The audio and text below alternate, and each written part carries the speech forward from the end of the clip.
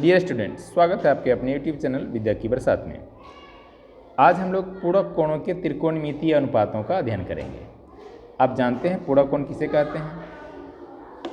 सही है, यदि दो कोणों का जोड़ 90 डिग्री हो तो उन्हें हम पूरक कोण कहते हैं। जैसे अगर किसी समकोण त्रिभुज में एक कोण समकोण हो गया 90 डिग्री का, तो आप जानते हैं कि तीनों कोणों को जोड़कर, किसी त्रिभुज के तीनों कोणों को जोड़कर 180 डिग्री पुरता है।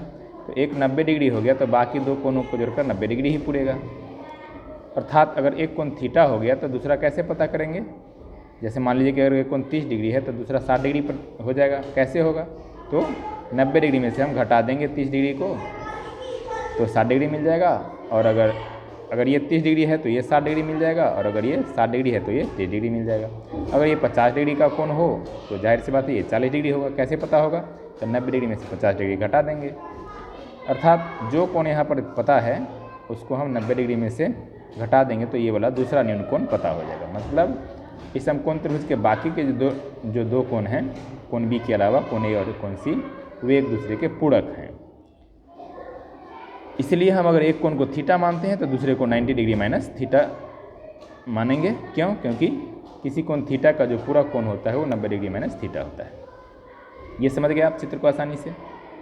चलिए ठीक है। अब ये कोण थीटा के लिए लंब अगर ए बी है तो 90 डिग्री माइनस थीटा के लिए लंब कौन होगा? सही है, बी सी होगा। क्योंकि किसी कोण जो न्यून कोण पर हम विचार करते हैं उसके सामने की भुजा को हम लंब कहते हैं। यानी कोण थीटा के लिए लंब हो गया ए बी, और 90 डिग्री माइनस थीटा यानी कोण सी के लिए हो गया कोण ए के लिए हो गया लंब बी सी, और कोण सी के लिए हो गया लंब ए बी। और ठीक उल्टा आधार के लिए कोण थीटा के लिए आधार बी सी हो गया और 90 डिग्री माइनस थीटा के लिए आधार ए बी हो गया। कर्ण तो हमेशा वही रहेगा ए सी, 90 डिग्री के सामने की भुजा। और आप देखिए साइन 90 डिग्री माइनस थीटा निकालते हैं तो साइन 90 डिग्री माइनस थीटा यानी इस कोण के लिए कोण ए पर विचार करें तो इसके लिए क्या होगा? लंब तो बी सी होगा, कर्ण तो ए सी ही होगा। और हम जानते हैं कि साइन थीटा बराबर होता है लंब बटा कर्ण, तो इस कोण के लिए बी सी बटा ए सी हो गया साइन 90 डिग्री माइनस थीटा। और अगर इस थीटा पर विचार किया जाए तो बी सी इसके लिए क्या हो गया? तो आधार हो गया। तो इस कोण थीटा के लिए बी सी बटा ए सी का मतलब हो गया आधार बटा कर्ण, इसलिए इसको हम कॉस थीटा कहेंगे।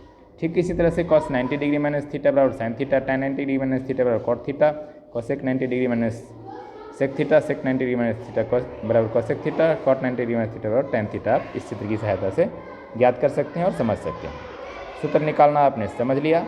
अब इनको आप याद भी कर लेंगे क्योंकि इन सूत्रों पर आधारित आपको सवाल एग्जाम में पूछे जाते हैं। कुछ सवालों पर हम लोग विचार करेंगे अगले वीडियो में। तब तक के लिए जय हिंद।